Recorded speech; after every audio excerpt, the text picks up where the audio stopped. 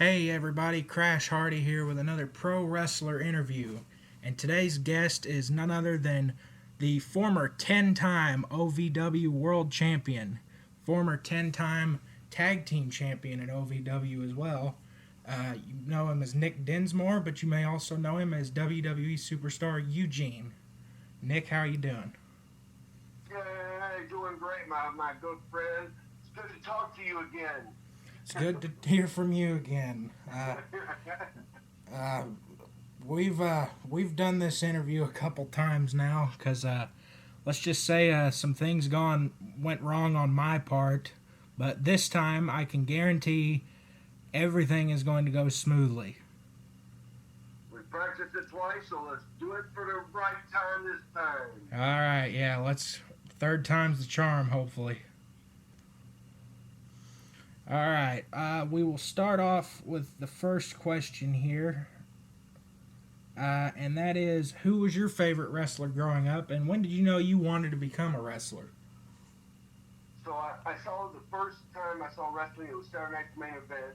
I stumbled upon it, flipping through the channels, and Hulk Hogan wrestled Nikolai Volkov, and I was a Hulkster fan, but I also like the tag teams. The British Bulldogs were my favorite just because they're muscular, athletic guys doing cool moves together. And Uncle Elmer was on that Saturday Night's Main Event. Uncle Elmer got married.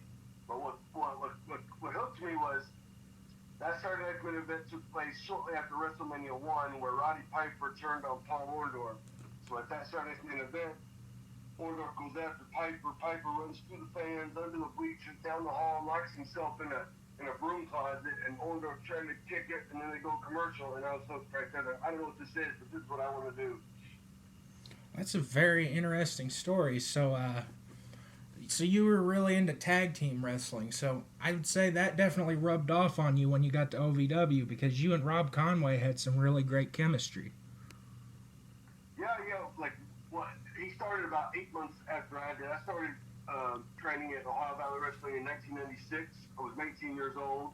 Rob started a little bit after that, and we were a lot of the guys there were good wrestlers and good performers, but we were like probably, I don't want to toot my own horn, but probably the two best athletes at that time. And so we had similar builds and similar looks, and Nightmare Danny Davis was also a tag team wrestler. So he trained us and taught us all a bunch of good tag team stuff. And then when Cornette got there, Cornette managed the Midnight Express. So, he was another tag team guy. So he really bolstered and added to our ability to have tag team matches. Well, now, obviously, my favorite tag team is none other than, you've probably heard of them, Kurt Hawkins and Tyler Rex. Yeah, did they have a tag team name? I don't even think so. They were just two guys that were thrown together. But no, my favorite tag team is probably the Holly Cousins. Yeah, they had a good gimmick. That was really good. Crash Holly's actually my favorite wrestler ever, which a lot of people. Really good guy. I would have loved to have interviewed him, but sadly he passed away just a couple months after I was born. He's a funny guy. He's really funny. Always had a smile on his face, always joking. That's what I've heard. But up next, what was your favorite match from your time? I'm gonna tell you one more story about Crash. He did this one time. He told everybody in the locker room, he goes, watch my match, I'm going to do it in reverse. So when he came out of the curtain at the beginning of the match, he was selling. And then as the match progressed, he got better, so at the end he wasn't selling anything, he was cheering. Because normally when you come out, you're cheering, and by the end of the match, you're selling on your way out. And he did it just as a rib for the locker room and did matches in reverse. And it was some of the funniest thing I've ever seen, but he's just doing it for the guys in the locker room. It was so good. Go on with the next question now. All right, well, heck, I can't pass up on a good Crash Holly story, but what was your favorite match from your time in OVW?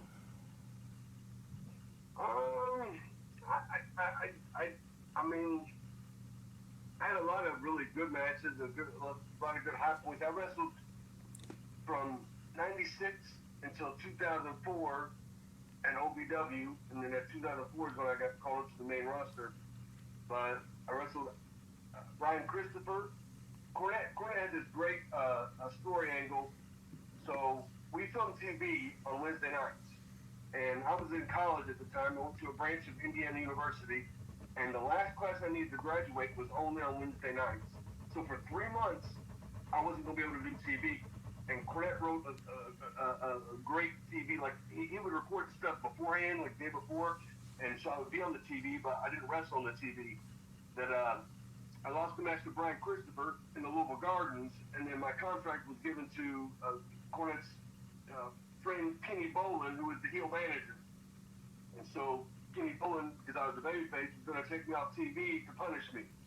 And it was just well written that, you know, I wrestled Brian Christopher, and then I wrestled Buddy Landau, and then you brought in Al Snow, and then you brought in Chris Benoit. And by the time I wrestled Chris Benoit in the Louisville Gardens, it was 20 minutes toe-to-toe with a guy that was, you know, probably number 1, number 2 contender to the WWF title. People in Louisville saw me as a star after I had the match with Chris Benoit. So it's a lot of good ones, a lot of ones that I had great memories. But I don't know if I can pick just one to be my favorite or best. Oh, I can't blame you. You had quite a career in OVW. Next, let's talk about Eugene. So, who came up with Eugene? So, the Hustler Rick Rogers gave me the idea for a character. Rick said, what about a character that maybe isn't very social in the locker room, maybe can't tie his laces, but the minute the bell rings, he can do everything he's seen on TV flawlessly, like an idiot savant. And Rick's son has autism, and so like at the time he was a young man, young kid, and he wasn't very social in school, but like I think he could count in Korean, and then on the computer he was just a whiz, but he had like, you know, these social disabilities, but then he had great abilities in other areas. And so I thought about the character. Rick gave it to me, I think maybe mid 2003, and I just put it in the back. I filed it away in the back of my head, and every month one of the WWF agents would come down. Guys like Arn Anderson or Dean Malenko or Fit Finley or Ricky Steamboat. And one time, I think it was Arn that came down, and I pitched the character to Arn, and he said, you know, I think wrestling's kind of gone beyond those gimmicky type gimmicks, you know. We are more reality based now. That's what he said. Okay, so I put my idea back in my pocket. Another couple months go by, and the writers came down. The writers didn't come down often. So when the writers came down, everyone was trying to talk to them and pitch their ideas and whatnot. So when I had my chance, I pitched that idea, and the writers were like, well, I don't know if Vince would do anything like that. No, Vince would never do anything like that. Okay. So put the idea back in my head, and I think it was February of 2004, I had a meeting with Vince. I told my friend Doug Basham, I said, Doug, I think I'm going to quit and try to go to Japan, because I hadn't been called up yet. Doug and the Damager, which were two of my friends who got called up. Rob Coleman was called up. You know, I was now, used to be amongst friends, now I was almost a coach with younger guys coming in, looking up to me as you know, the guy with the most experience in the locker room. But I told Doug, I said, they want to quit trying to go to Japan. So Doug tells Dean Malenko, Dean tells Johnny Ace. Next thing I know, February 2004, I'm in a meeting with Vince McMahon, and Stephanie McMahon was there. And Vince goes, I want to get back to character-based wrestling. And I had nothing planned going into this meeting, and I just blurted out exactly how I just told you, you know, what about this idea for a character? And he's kind of scratching his chin, ha ha ha, the Rain Man of wrestling. At that moment, Stone Cold Steve Austin walks in, and I think they were filming a Saturday Night's Main Event that night, and Austin was going to be on it. And Vince goes, Steve, have you ever seen this guy wrestle? Austin goes, no, I don't think I have. And so I quickly said, well, Nightmare Danny Davis trained me, because I knew that Danny and Steve had a friendship from when they wrestled in Dallas. And there's they had a match against each other that was on the TV in Dallas down there. It was really good. Austin, you know, just looks back and goes, well, he's probably one of the best. And it was like Austin's vote of confidence, because of my trainer, Danny Davis, that Vince was like, all right, let's start on Monday. We didn't actually start the next Monday, but soon after, Eugene debuted, I think April or May of 2004. And you definitely made a big impact, because you were pretty much thrusted pretty much right into the main event scene almost. I mean, you were working with guys like Triple H and Randy Orton and Batista. Yeah, I had the advantage of, wrestling. A lot of people would ask, you were at OVW for so long, because most guys would be there 1 or 2 years and they'd be screaming to leave. And I was there 3 years before I got signed, and then for another 5 years, I wrestled there under developmental contract. And I don't think there was anybody else that had, maybe one guy that had that much time in developmental without being called up. Normally they would just, release the guy. And I don't think they thought the character would take off, because I don't think they would. I think they just put me out there to see, what's going to happen. And because I had 8 years of experience, I knew how to wrestle as a main event guy. I knew, I'd done all this stuff before, just in a different arena. And so when I started, it was very easy. But the main thing that helped me out was the writer, Brian Gerwick, who wrote a lot of the Rock stuff. He could write for Eugene. And I tell guys that are going up now, if you have a great character, that's good. But if you don't have a writer that can write for you, that knows that character, then it's difficult to get on TV. And Gerwick just started writing away. And he had fantastic ideas for Eugene. They were all fun and creative. And then he wrote a movie for Eugene, and he was telling me about it. And it turns out that was the movie that Big Show was in, Knucklehead. That movie was written for Eugene. Ah, yes. I was actually about to bring that up, but you got right to it. Yeah, I've just seen bits and pieces of the movies, and I just saw some of the script when he had it. It was a good movie, but I wish I could have been in it, but I didn't. I've seen it. I think you would have been a perfect character fit for it. So, but anyways, next. So Nick, it's been about last time you were on WWE TV was in 2009, correct? Yes. So you've been gone for over 10 years now. And last week on SmackDown, I think, was the first time you have been brought up on WWE television in over 10 years. And it was by none other than The Miz, a guy you do not like. I know you sent me that. I didn't see it, but you told me that The Miz said that about me. The Miz is still trying to make his name off of Eugene. He wrestled Eugene in 2009 in a match in Calgary, Alberta, Canada, and it was a contract on a pole match, and The Miz won, and Eugene was never seen again, and that made The Miz a star that night in Calgary when he beat Eugene on a contract on a pole match, and he's still trying to match my intensity and have to bring me up with my crayons. Now, correct me if I'm wrong, Nick, but I don't remember Eugene ever bringing any crayons with him to the ring. I don't think so. I don't know. I had action figures, I think, one time, but I don't remember crayons. Maybe, but... I know you used to carry a stuffed dog with you to the ring, but... I had a lot of stuffed animals, but they would usually get ripped up by somebody that was mean, so... I'm bringing my good ones. Yeah, don't bring your Beanie Babies. Yeah, I got stuffed monkeys everywhere around the world, and I still got most of them. I think I've only sold or given away a couple of them, but I mean, I had 40 or 50 different stuffed monkeys, and I can't remember the company that made them, but it's a popular stuffed animal company, and they're always really soft and cute and stuff, and I just started buying them. But now I get into like souvenir pins that you can get like at a airport or something. You know what I mean? I buy a lot of those now.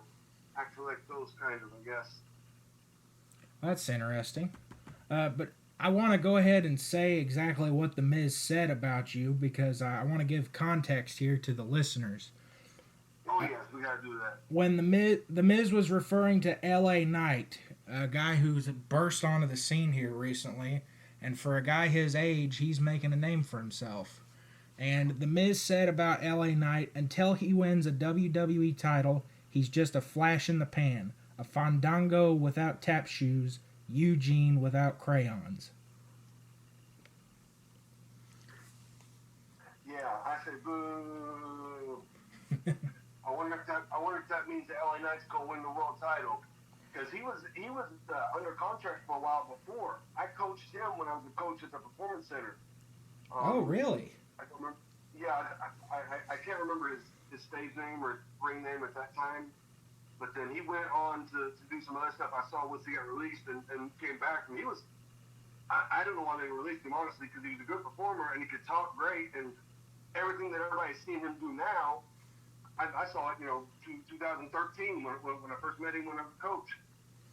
Well, I was unaware that he had been signed previously and let go. Yeah, he was. I think he was in that first group that went into the performance center from FCW.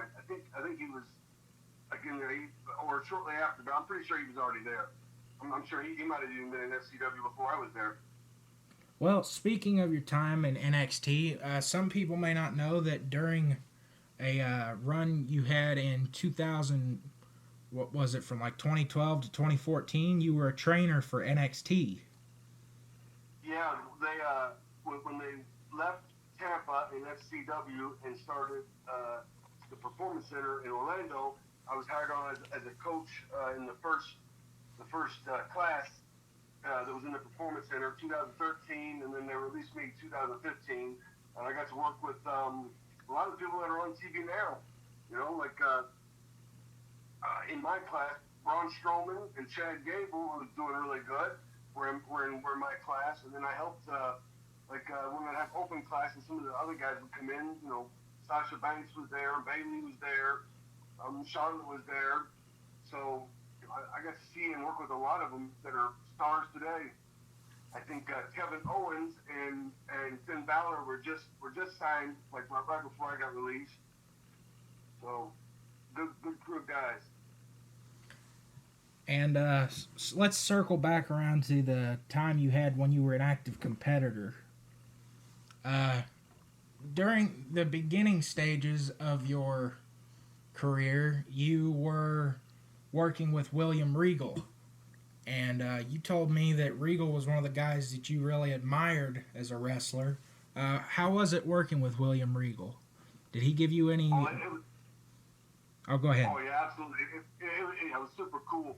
I really liked, Lord Steven Regal when he wrestled on WCW and had the TV title. And he was, a British wrestler that actually wrestled on TV, which I really liked because when I was in OVW as Nick Dinsmore, I was just a wrestler. And that's, I was just trying to be the best technical wrestler that I could be. And then when I got to, I met him, before I started on TV with him, but then when, Brian Gerwick wrote us in the Angle together, it was the perfect odd couple. And it was, it was really Regal that made Eugene so funny. And it was, if I wouldn't have been paired with Regal right out the gate, I don't know that Eugene would have taken off as well. But he was, a huge component, and stuff we did was funny. We used to ride together, and I would drive, and Tajiri was with us, and I would be swerving, pulling into the building when all the fans are standing outside. He would jump out like he's having a heart attack, and Tajiri would be making his faces, and then Eugene would jump out and go, "I just got my driver's permit. I just got my learner's permit." And I was running the building. Everybody would cheer. Oh, man, you guys just sound like a real gang of hot... I don't even know how to describe it. You guys just sound like fun. It was like Barnum and Bailey's on wheels. Rico and I were walking into a building one day, and there was a representative from the company that was taking us around. I don't know what we were doing. I think we were doing some media day, and Rico goes, as we're approaching the door, Rico goes, "Young Eugene, what have I told you about, he didn't say opening a door, but he was meant, like when we walked into the door with a lady, and there was a plant planted right next to it. So I uprooted the plant, and I stuck it out like I was going to hand it to her, and I opened the door for her. She, looks at it and, walks in. And I want to see him laugh, and he started to crack up a little bit on that one. Wow. So, speaking of Tajiri, you told me a pretty funny story about Eugene. No, not Eugene. You're Eugene. You told me a pretty funny story about Tajiri the last time we talked about him not wanting to go to Burger King.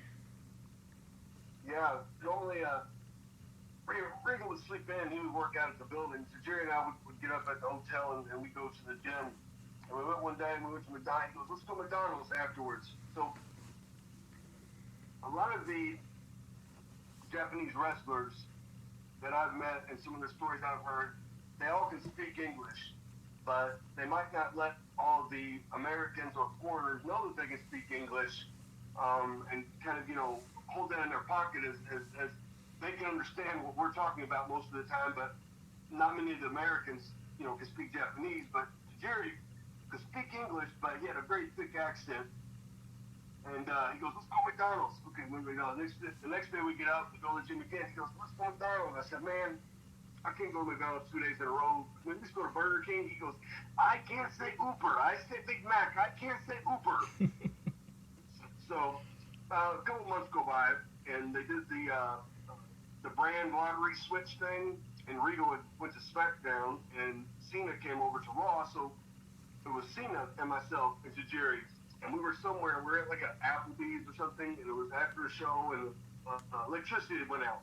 So they said, we can still serve you drinks, but we can't cook any food. I guess, the microwave didn't work, but the drinks were still pour. So we're drinking for about a good 2 hours straight in a dark Applebee's where they lit some candles for us, and there's a table of wrestlers, and then all the fans are kind of sitting around just watching us, and we're just talking amongst ourselves. And finally, Jerry goes, I'm so hungry I can eat a Whopper. Oh, no, Uber, sorry, Uber. Oh, man. He and I became very good friends. We had a good time. Well, in 2006, they would abruptly decide to turn you heel after pairing you with Hacksaw Jim Duggan. But then they just kind of scrapped it out of nowhere. Do you know why that is? I don't know if it's maybe my inability as a performer to get over the heel Eugene, or maybe it was just something. I feel like the fans really didn't want to see, Eugene turn heel, and I was trying to do it in a way that I guess it just wasn't, really.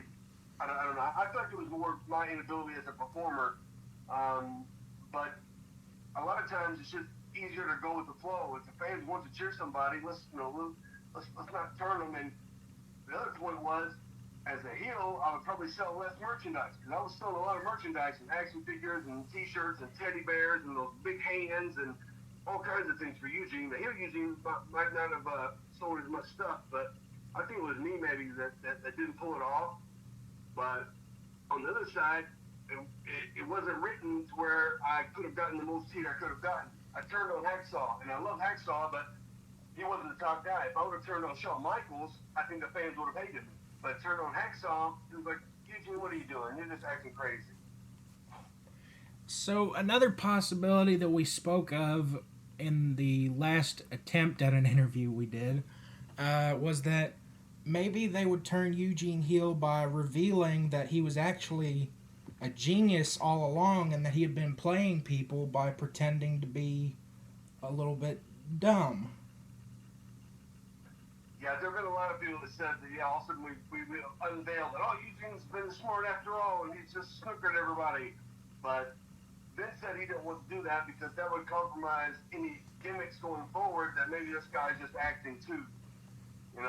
Like with Festus came on the scene, then I thought, maybe he's doing the same thing Eugene did, he's just playing everybody. So, but I thought, since that time, I've thought that a character that has multiple personality disorder could explain why Eugene is a childlike character, because someone who child-based trauma that's fragments the mind into different people.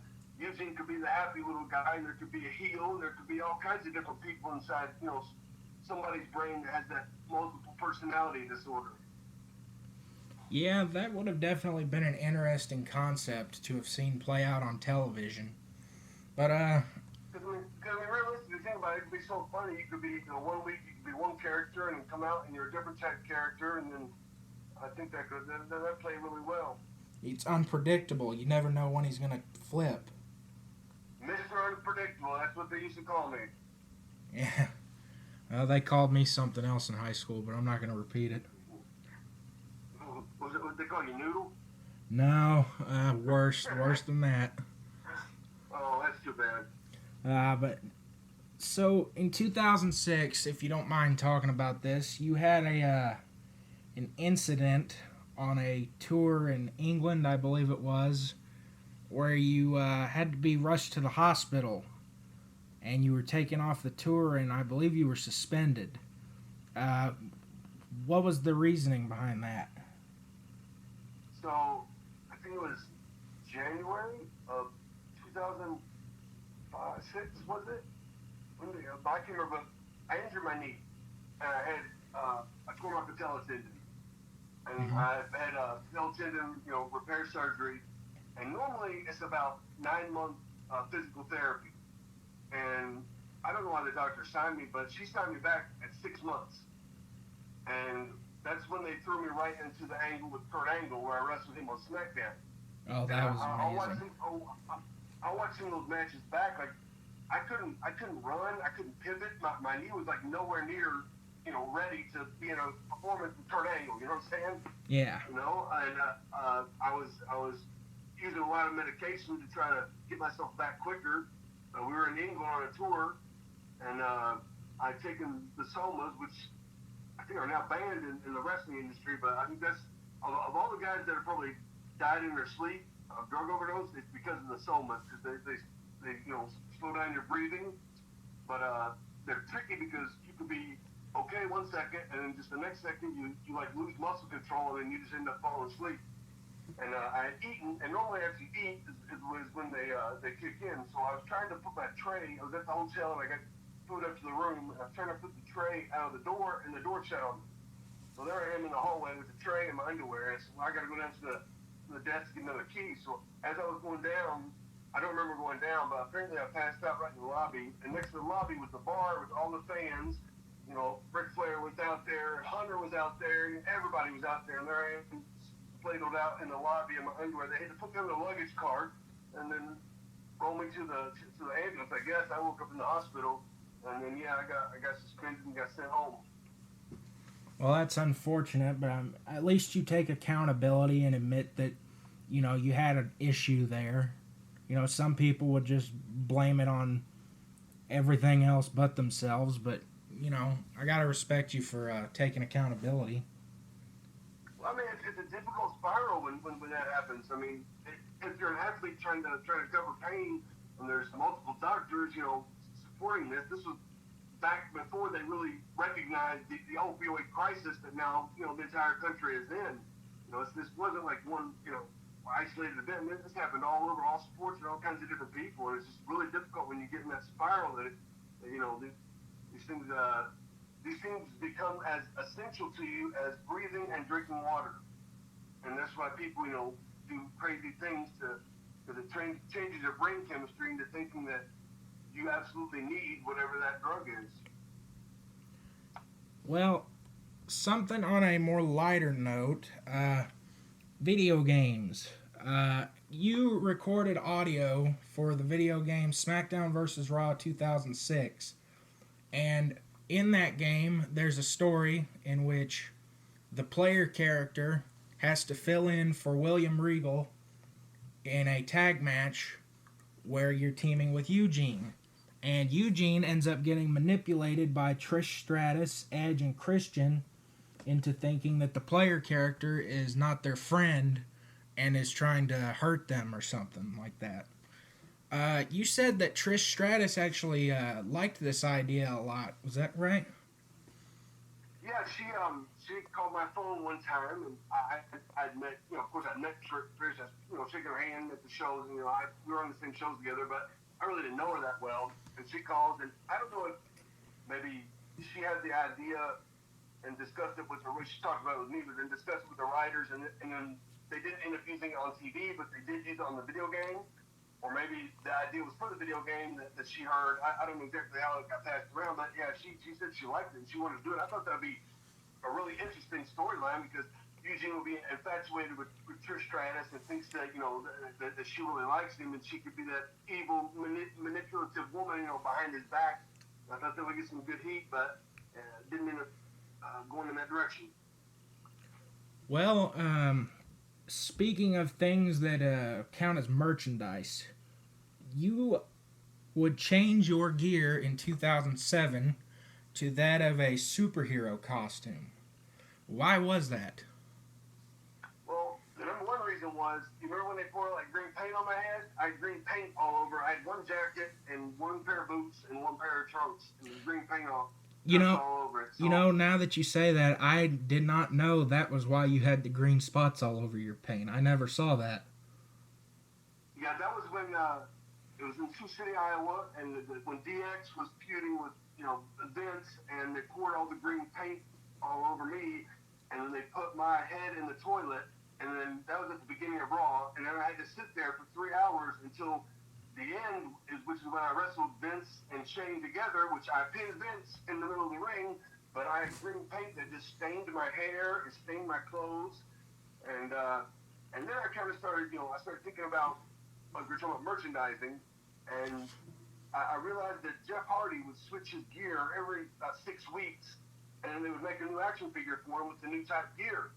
And of course, every time you get a new action figure, you're going to make money. But Eugene only had one set of gear and one action figure, so I quickly decided to switch to something, and I just thought the Superman type costume would be kind of cool, and it was, I enjoyed it because I had the cape first, and the cape was actually one of the capes of the Nightmare Danny Davis, and his partner, and they had those big capes with the shoulder pads, the stars all over it, and then I had a suit made to match that. I see. Well, unfortunately, you never got an action figure in that gear because later in 2007, you were released from your WWE contract. Why? What happened there? So I tested positive for a particular type painkiller that I had a prescription for, but I couldn't prove it. The thing, like at the time, if you were prescribed anything, if whatever's on the band is like something that a doctor will prescribe for you, then it would be okay. And I was written Percocet, and when I went to call the doctor to get something saying he did prescribe this to me, the doctor committed suicide. And he was like a really black doctor, I think, anyway, but he committed suicide. So then I thought, well, I'll call the pharmacy, I'll call Walgreens to see if they have anything on record. And they said that they didn't have records after like 6 months. And so I had no way to prove that I was written a prescription for that, and that's why I was released after one non-compliant drug test. And I have a theory as to why you did not get the special treatment that some others have. Like, say, Randy Orton. Randy Orton has had over 3 strikes on the wellness violation, and he's still there because obviously Randy Orton makes a lot of money for Vince, so I say he gets a pass. But at the time that this occurred, this was right after Chris Benoit had murdered his family, and Chris Benoit's death caused a big uproar about drugs in the business at the time because he had tested positive for all these steroids. And I think WWE was scared that hearing about one of their wrestlers getting caught with some kind of prescription drug that they're not supposed to, that people like Nancy Grace or those like National Enquirer tabloids would get all over that, and it would be big news, which, there was a big scandal after the Benoit tragedy where a bunch of guys like Rey Mysterio and Bob Holly and Funaki had been caught getting prescription drugs from the same doctor that was prescribing to Benoit that they shouldn't have been getting. So that's kind of my theory on it. I don't know if that's 100% what actually happened, but that's just a guess. I mean, I'm sure that probably had something to do with it, but also, they just sent me to a 9-week rehab, and then I come out and I test positive, within. I came out and the WWE doctor says, well, if you have a prescription, go back to taking the painkiller, just don't take any more Somas, which I didn't. And then, I think, then I turned up, positive, but it's, yeah, it was the shits, man. Well, let's go a little bit back earlier into your career, even before OVW. Some people may not know that you actually had some dark matches and some TV matches with WCW. Well, I started with OVW, but yeah, and then I wrestled for USWA, the Memphis-based promotion, the last couple weeks that it was around. And then 1998, I met Terry Taylor at the first Brian Pillman Memorial Show, and Terry was in the office at WCW, so he brought me in I did like two Nitros and 3 Thunders and a handful of Saturday nights. My first Thunder that I did was against the Cruiserweight champion, Juventud Guerrero.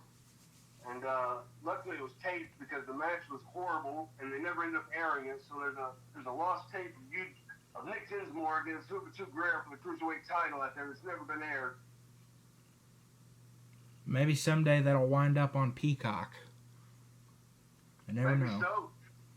But I wrestled Scott Steiner. I had a 2-on-1, me and Lenny Lane against Scott Steiner on Nitro. I wrestled Wrath on Nitro. I wrestled Ernest the Cat Miller on Thunder. I came out and I was going to wrestle Canyon on Thunder, but I angled something and I ended up just running off. But I'm still on Thunder. It was a good run there.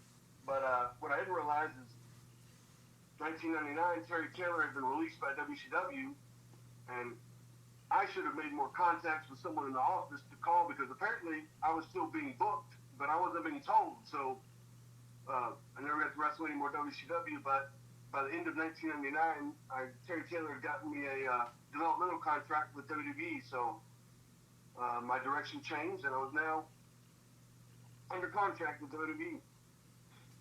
Well, next up, we got somebody who has been played by a lot of people, and that's Doink the Clown. A lot of people may not know that you were Doink the Clown at one time. Yeah, we got called. A handful of us got called to do a pay-per-view. The developmental guys, they would bring us in. We did a pay-per-view in, I think it was Denver or somewhere in Colorado, and it was the JBL's Barroom Brawl, and they needed a couple extras to be silly characters, and I got to be Doink the Clown. So I came out. Everybody thought that it was the Brooklyn Brawler playing Doink the Clown, but then the Brooklyn Brawler came out. And everybody's like, "Oh my God!" And it was really cool.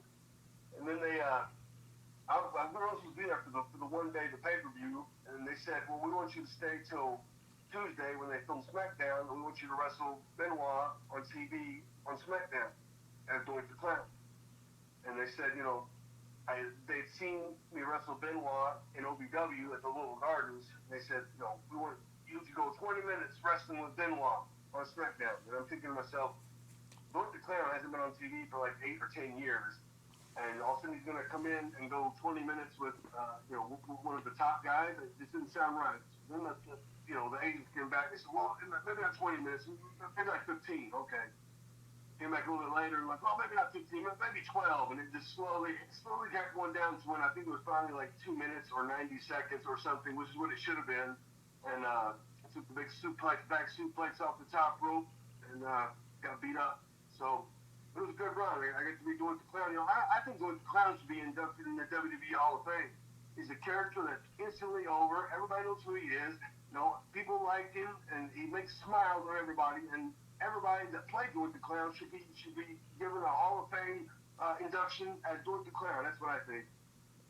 Well, that would be hard to do because honestly, there's been so many fake Doinks out on the indies.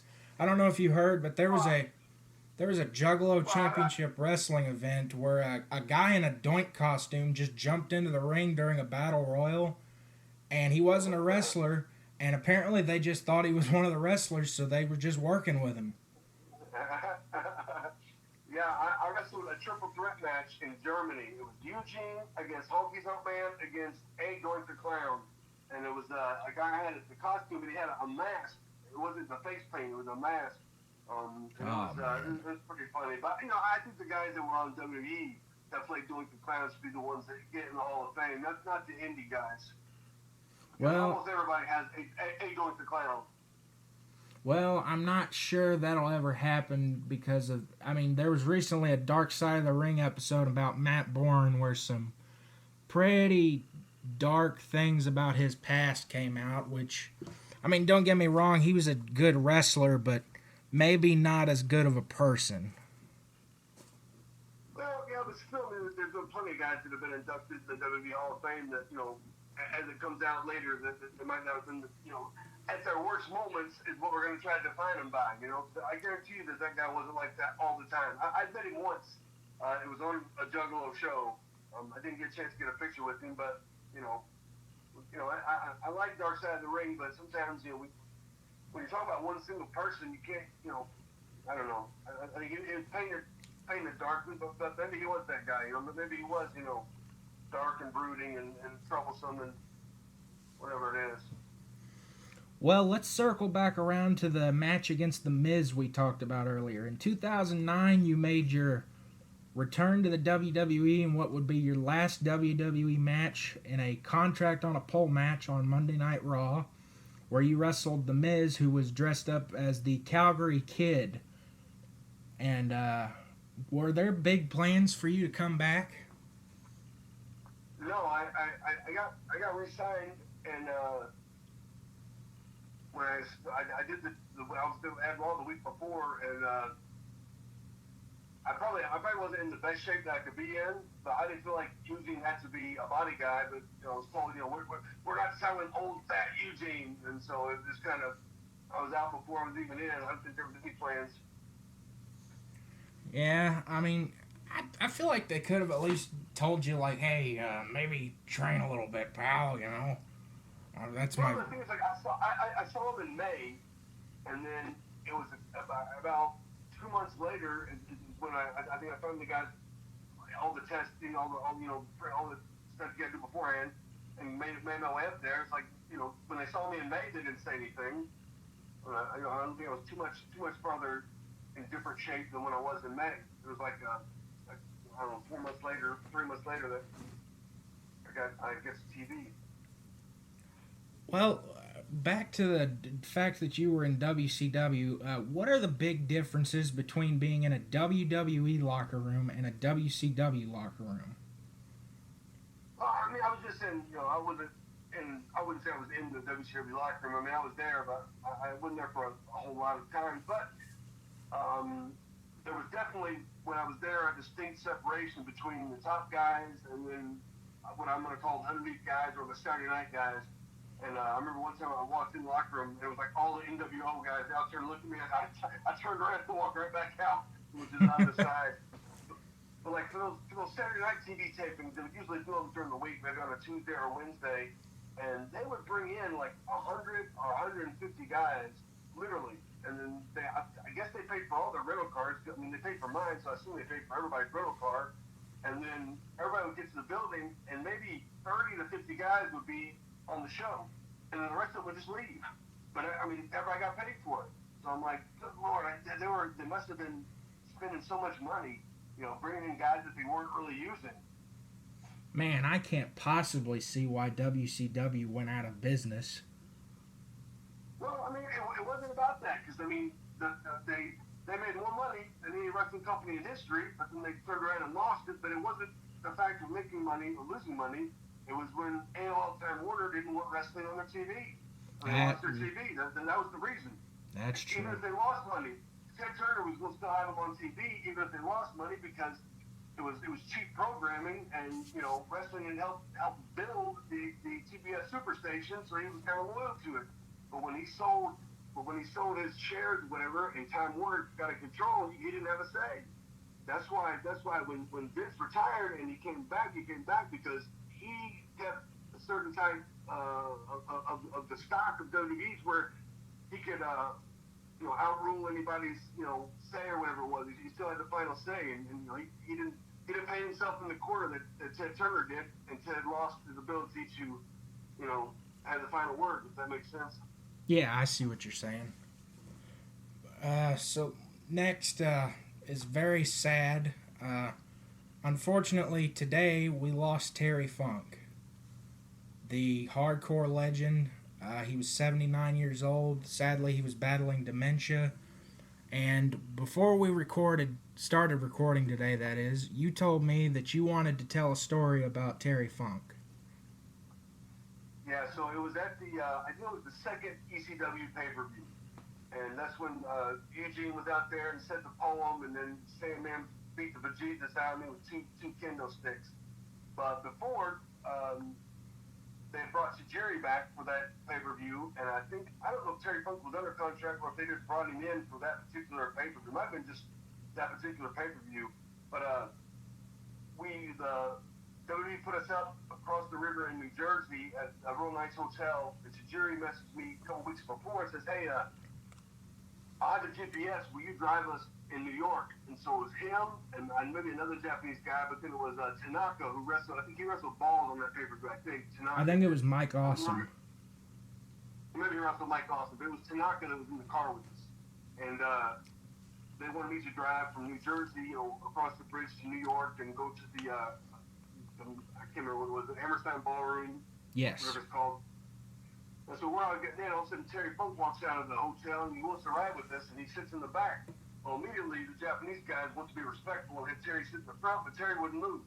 And so the Japanese guys didn't know what to do, and they're like, please, please, please. And he's, no, God damn it, Eugene's driving. I don't want him to crash. And so finally, I think Jerry finally got up front, and we're going across the bridge, and the GPS is like, turn left, and Jerry goes, no, I know where we are. Right lane. What? Right lane. Right lane. What do you say? Right lane, goddammit. And so I turned to the right, and then ended up in the bus terminal, where the bus picks up the people, and Terry Funk's in the back. God damn it, Eugene, you're in the bus terminal. We rolled into the parking for the Hammerstein Ballroom, and it was classic. Terry Funk was really cool. I talked to him a lot at the locker room, and that short time we had together. Well, Terry Funk will be sorely missed by the wrestling community. But next, let's move on to the last half of our interview. We're going to play a little bit of name association. I will give you a name, Nick, and you just tell me whatever comes to mind.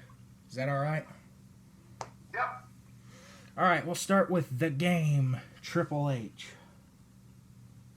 He is the game. I mean, he has learned this craft to the best of his ability. He's a very smart guy. He understands it, but he also positioned himself at all times to be in the best possible position for himself. And you know what I mean? And he's probably done the business better than anybody has ever done the business. There have been guys that have been great performers and guys that have been great athletes, but this guy, from day one, had his sights on being the very top, and he made it there in all ways, shapes, and forms. Yeah, I mean, he had to overcome a lot, too, because after he tore his quads, he had to completely change the way he wrestled. Yeah, man, but I mean, he's in the office now. He's prepped to take over the whole business, the whole wrestling world. He really, behind the scenes, in the ring, every way. He was constantly focused on becoming the best. All right, next we have Christian. Christian, I like Christian, but he used to pull my hair. And that used to make me so mad because he would grab my hair, but then he'd kick me in the stomach, and I would try to sell away, and he'd have my hair. It was like, you don't have to pull my hair. I used to get so mad. But he was always really cool. Like when we were developmental guys, or even before that, and we come up and do dark matches, some of the locker room would talk to us, and some they wouldn't be mean, but there'd just be no reason for them. They'd be doing their own thing, wouldn't take their time. But Christian was one guy that would always talk to us, and he was so fairly new to the WWE at that time, maybe just a couple years, and just kind of give us a little boosting top. All right, next we have Maria. Maria. I like Maria. She came in, I don't remember when she came in. She was a Diva Search contestant, right? I'm pretty sure she was, or was she not? I'm not sure if she was or not. She's really cool, super cool. And then her husband, Mike, I know him too. I wrestled him I was on ROH one time, and I wrestled Mike Bennett. But I saw Maria maybe last summer. I think we were at a signing together. And always looking good. Very nice person. All right. Chris Jericho. So I had met Jericho when I was in WCW, and he was another guy that would talk to the newer and younger guys, and he helped me out. One of the matches I had in WCW was against Kaz Hayashi, and Kaz at the time, at least was acting like he didn't speak English. I don't know if he did or not, but Jericho could speak a little bit of Japanese, so he helped conversate and the match for us, and really helped me out there. But then he came and he did an OVW show, and we all went out afterwards. We had a good time, and I feel like Jericho was always one that was in my corner, because when I came up as Eugene, Jericho was telling Triple H, kind of my backstory in OVW, and I've been there so long, and I was really just always a cool guy. And then when Eugene was on Chris Jericho's highlight reel, Jericho came to me the next week, and he said that segment was the highest rated segment in the previous 3 years. That's pretty badass, man. Man, that's when Evolution came out, and Eugene met Evolution and Triple H on the highlight reel. Man, I'll never forget that time you had Triple H in the damn bouncy house. That was in Winnipeg, and normally we would arrive in the town we're going to do TV the night before, but Winnipeg, we were in Vancouver the night before. But for some reason, we were going to fly in the morning, so we had to get up at like 4 in the morning to get the first flight from Vancouver to Winnipeg, and we landed in Winnipeg about 7 a.m. We can't check into a hotel until 11, but we had to be at the TV at like, I don't know, noon or maybe 11, so we got like no sleep, and I think I was on like 6 or 7 segments of TV that day, and I was bouncing in that castle, going over these segments, and then in each segment, and my calves were killing me, and but it was really cool that got Ric Flair and Batista in there, and Triple H was in the bouncy house. Fun times. All right, next here's a guy I've seen you face quite a bit. The world's largest love machine, Viscera. Viscera was super cool. This was always really cool and really nice. And yeah, I wrestled him. I think we were in the Madison Square Garden, and he gave me a big elbow and just flattened me with elbow, and then I took the big Vis finish where he the Visagra. The Visagra, yeah. Where he went 500 pounds of humping. You know, you got that over Hulk Hogan. He may have got to slam a 500-pound giant at the Pontiac Silverdome, but you got to be humped by one at Madison Square Garden. So Eugene 1, Hogan 0. Yeah, that should be about equal right there. There you go. Hacksaw Jim Duggan. Man, Duggan was so cool. When I was a kid, I had the styrofoam hacksaw board, you know, and then I got to be a tag team with him. I mean, he was really super cool. And at the time when Jim was wrestling, he was limited physically because he's, you know, older than almost everybody in the locker room. Mm-hmm. And I knew there were certain bumps that, you know, he couldn't take very well. And I remember they wanted Umaga to destroy both of us, and Umaga was like, I'll give Hacksaw this, I'll give Eugene this, and then I see Hacksaw's face because I knew he couldn't take. I don't remember what the move was, and I said, hey, what if we do like this? And I just kind of switched it around so Umaga got all of his moves in, but the moves that I knew Hacksaw could take, like that big ass in the corner, or like a kick, or a thrust or something that Umaga wants to do, he could take that because he could just take a back bump. But then some of the a little bit harder bumps, you know, where I would take those. And he pulled me aside one day and he goes, you know, I know what you're doing. You're really protecting me. He goes, I want to thank you. He goes, when I was coming up, you know, they just would have let the old guys, you know, look bad so they get fired and then they're not around anymore. So, you know, it was super cool. All right. Shelton Benjamin. Man, Shelton's probably the best athlete I think I've ever met in my life. When he came to OVW, he watched wrestling his whole life, so he really didn't get taught any particular moves. He knew how to do all the moves, but it was just he's a super guy. Hasn't lost a step either. He's still wrestling just like he was. I know I'm so jealous. He's older than I am, and he's moving like he's 20 years old. super cool guy. Hardcore Holly. So when Eugene got sent to SmackDown, there was an idea to put Eugene and Hardcore Holly together, which I think would have been great because it would have been very similar to the odd coupling of Eugene and Regal. Hardcore Holly would have been, you know, the upset, hot, temperamental, you know, all the time. Eugene would be having fun. I think we could have played off that really well. He was always a nice guy. I mean, he came off sometimes as a bit aggressive and gruff, but whenever he became, you know, whenever he got to know you, then he was super cool. I remember I wrestled him one time after he had his neck surgery. He got sent to OVW to Louisville to do some rehab on his neck and have some matches and get some ring time back. and I wrestled him, and he wrestled at 8 o'clock in the morning, and he just beat the bejesus out of me for 20 minutes and slammed me with his finish, and I got up and shook his hand, thanked him. You know, I didn't think we really need to be beating each other at 8 o'clock in the morning with nobody in the building, but I took it because he needed it, and I think, you know, after that, he kind of saw me in a different light, because I think he picked on some of the guys that were new, or made it rough for him, but he never did that to me, so it was always nice to me. All right, good old JR, Jim Ross. Good old JR, super cool guy. He was always a fan of Eugene. Really, I mean, JR and Lawler were two pieces of the puzzle of Eugene that really helped get him over, because they told the story. The people would see it, but it was JR and King were really telling the story. And I was a huge fan of Lawler, a huge fan of JR.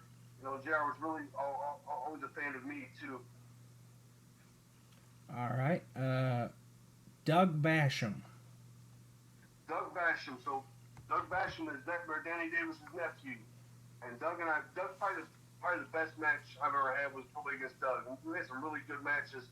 At least I thought so. And the angle that Cornette wrote for OVW TV, where I was the top guy, the OVW champion, and then a guy comes back in a mask who is upset and he's going to take over. It turns out to be Doug, who's Danny's nephew, and he's upset because he walked away bitter years ago, and now all of a sudden, you know, everybody's getting WWE contracts, and it was just really well written the way Cornette wrote all the OVW stories. And then Doug was such a great performer, and it was what we like to call Camelot, because everything made sense, and it was always drawing, and everything had a purpose, and it was fun, and it was awesome.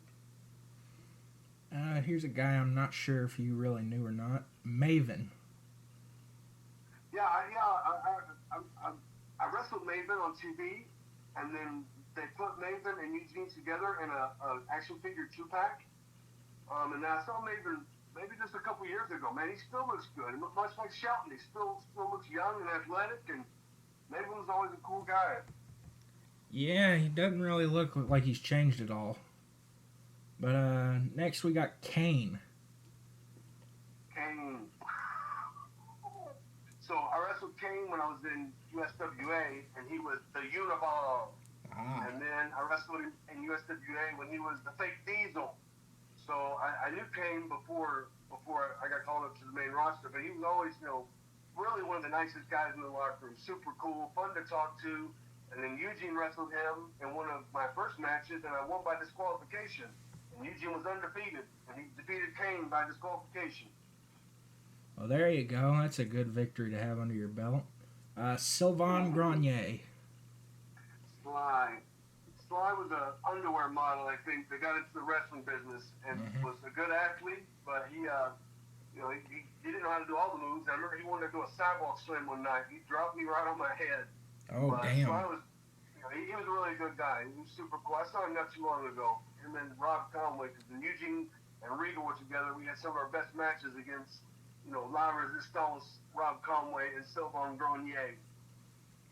All right. Eric Bischoff. Eric Bischoff, I'm back. So I thought it was good for me, good for Eugene to be written in as Eric Bischoff's nephew. It gave me instant credibility, and Bischoff was on all the TV, so immediately I'm written in a role that he's on TV, so Eugene's right there next to him.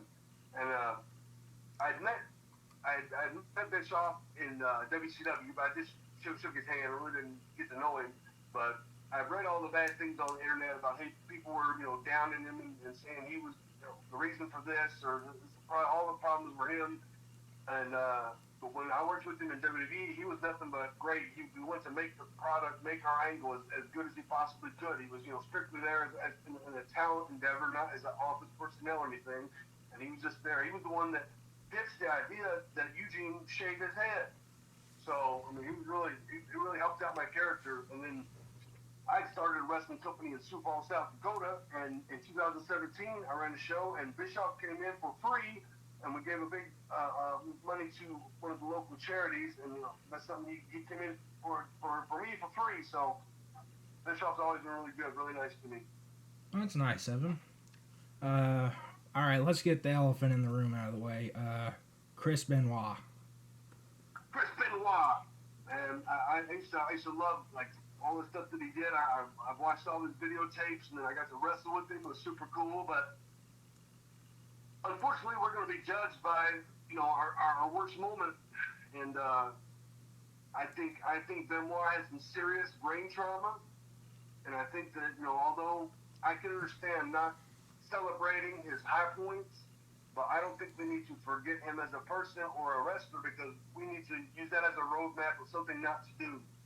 Because exactly. Much like the NFL guys that are all, not all of them, but some of them have ended their lives in ways that are unfortunate and have a bad tragic ending.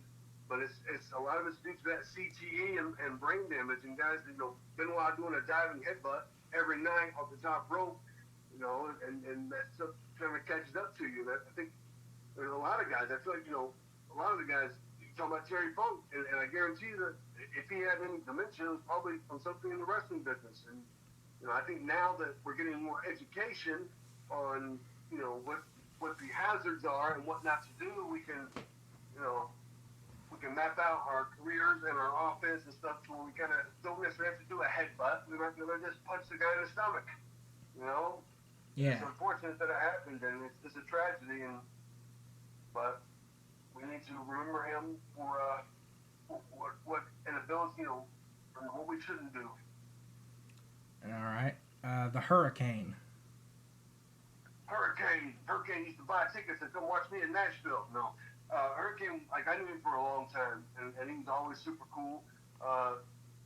If I would have, when I said that WCW was still booking me, if I would have went, I would have been right there with all those guys that were in that New Blood Rising, and then probably in the Invasion angle.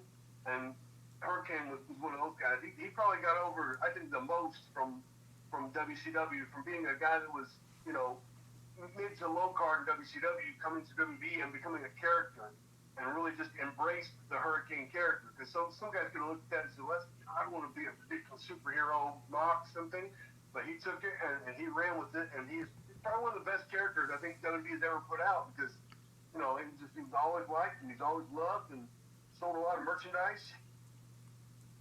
All right. Next we got the Sandman. Sandman, I didn't know Sandman too well, but like I was talking about earlier in that ECW pay-per-view, he had one kendo stick Singapore cane, and he beat me with it, and then some fan gave him a second one, and he started beating me with two of them all the way back to the dressing room. And the only thing that could have been worse is if he'd grown another arm and then grabbed another one and started beating you with three of them. Right. Al Snow. So Al came to OVW and wrestled me in the Louisville Gardens, and that was like the first big match that I had as Nick Dinsmore in OVW in the Louisville Gardens. And then after that, he was always a big fan of Eugene. I remember we were at a hotel one morning, and he bought my breakfast, and I thought that was the coolest thing ever. And always a cool guy, always super nice, and he's doing well things now in OVW. They got signed on for that Netflix special or series or whatever it is, but they're doing well there. Yeah, I just heard about that yesterday. That looks pretty interesting. Nightmare Danny Davis. Nightmare Danny Davis. I remember I was 18 and I walked into the Nightmare Danny Davis School of Wrestling and said I wanted to be a professional wrestler. And I saw Danny, I met him there, and then I ended up signing up when I was 19, and he was, my coach and my mentor and good friend. And taught me probably everything I really know about how to do stuff in the ring. And then when I wrestled the Hustler Rip Rogers, he was the one that taught me how to be the over-the-top performer. And it was like two pieces. Danny was the coach that would watch the matches and say, your technique is not here, or you could have done this move instead. But Rip was the one that was, the live performer in the ring, doing it in the moment.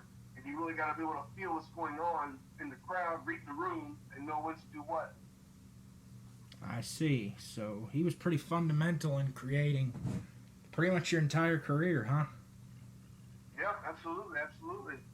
All right. Now, I was very fortunate that I went to a wrestling school and I was taught by people that were very smart in the business, and in that wrestling school associate with WWE to train their developmental talent. I mean, if I would have been trained anywhere else, I don't think about I would have made it because it's just a lot of luck happened, but I was also very prepared when the time came. So. All right, the late great Umaga. Umaga was, oh man, I remember watching him wrestle, and I was like, he looked like he was beating people.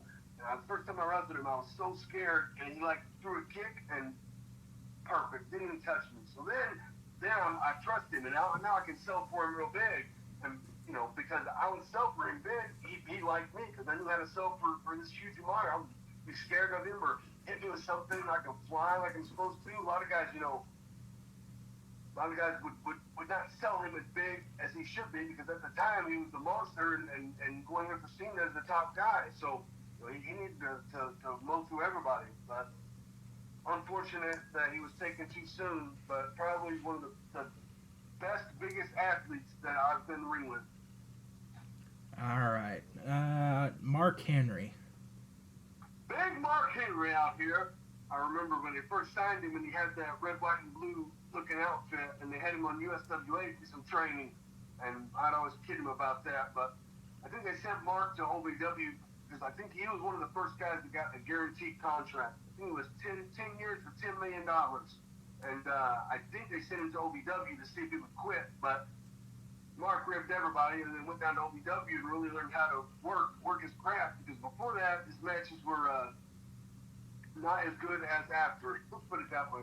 Yeah, I've seen that match with Jerry Lawler. That was rough. Yeah. But I met Mark Henry once, and I went to shake his hand, and I thought he was going to break my damn hand off. He has the strongest grip of any human being I've ever met. They don't call him the world's strongest man for nothing. Well, he's enormous. His back is huge. His hands are huge. I mean, he's just... But he can slam dunk the basketball. I mean, just a phenomenal athlete, but he's still like a huge, big man. Now that I'd have to see. I want to see Mark Henry slam a basketball in the goal. We'll finish up with John Cena, because you had a pretty interesting story about John Cena last time we talked.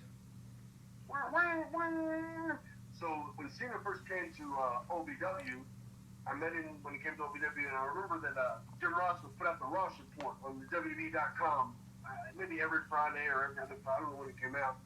And they had said, Jim Ross had talked about, they signed this young man out of LA, and he looked like a young Sting, and that's when he had his hair like spiked up and it was really short, and he did look like a young Sting, but he had the biggest thighs I'd ever seen. And he and I became very good friends. We wrestled a lot. We ended up riding together in WWE, but in OVW, I feel like he learned how to become a performer in OVW. Like he learned how to. He could always be a performer, but he learned how to turn it into a pro wrestler. And some of his stuff was so good. Cornette wrote such a good story for him and Rico, and they were partners. And it was some of the best stuff ever. But I've seen him. I don't remember when, but it was after I was on TV and he was still around. I came to a WWE TV, and he said, there's a guy that's responsible for 98% of my success and 100% of my bad habits, because I made him drink for the first time. He went through college and never drank in high school. He didn't drink by the time he got to Louisville, and it was my birthday, and we all went out. Let's have one drink. So he goes, okay. He goes over to the bar and he buys me and him a shot of 191, the most potent, horrible shot you could take, and he took that and he just went home. But then once he got on TV, he got on a JBL and they started drinking a lot of beer. But he was always a good guy, always good to me, always answers my text when I text him, even today. Well, Nick, that's all I got for you. Would you like to promote any events you have coming up? Well, I got one coming up next month. I'm not really sure where it is, but I'm going to tell you a story about what happened this past weekend. Oh, okay. I wrestled in Fort Smith, Arkansas, and there was a guy, a third-party agent by the name of, I'm not sure what his name was. He told me his name was Charles. What happened was this guy says, he tells these promoters in Waco, Texas, and Fort Smith, Arkansas, that he can get WWE stars. And then he says, well, I need the money. So the promoters give him the money, and then he never paid any of the stars. but I got my travel, so I was already there. So he screwed like a lot of people have a lot of money, and then I had to take a bus from Fort Smith, Arkansas area, went to Texarkana, went to Dallas, went to Waco. 11 hours on the bus from Saturday to Sunday. It was, oh man, I've been wrestling independence for a long time, and there have been a couple of promoters that have been short, but never a guy like this. So, if there are any promoters out there that want a WWE star or someone, go straight to their Twitter or their Facebook or their Instagram, and normally they will have the booking information on there. Don't necessarily have to go through third-party agents. I know a couple third-party agents that are really good, but for the most part, they're not so good. But still had a good time. I'm still living the dream. You can check out Eugene on my Twitter at the letter U, Gene, Dinsmore, Dinsmore. And then I like my YouTube page, which is the Nick Dinsmore YouTube channel. And I'm just hanging, banging, thugging, and bugging, pimping, and limping. I've been to 42 countries. I've been to all 50 states. I've been to Kalamazoo, Kathmandu, Timbuktu, Rancho Cucamonga, and Lake City, Conca. I know those two things for sure. Number one, I would get my right arm to be ambidextrous. And number two, Crash Harty has got one of the best interviews of anybody. All right, well, thank you very much, Nick. I had a blast doing this with you. And maybe I'll have you back on again. For the third time. For the third time. This time we got it. All right, my man. All right, thanks, man. I'd be happy to have you back on sometime, maybe, if you ever want to. Yeah, keep in touch. If I got something big coming up, I'll put it out on the wire. You can have me on to talk about wrestling and grabbing hopes and all them good things. All right, well, thank you very much. Nick Dinsmore, everybody. Thank you. Good night. Good night. Ladies and gentlemen, that was Nick Dinsmore, a.k.a. Eugene. Thank you all for watching. Comment down below any wrestlers who you would like to see me interview in the future, and just maybe I can arrange something. Thank you for watching. Subscribe if you enjoy, and hit the notification bell to know whenever I upload more videos. All right, goodbye.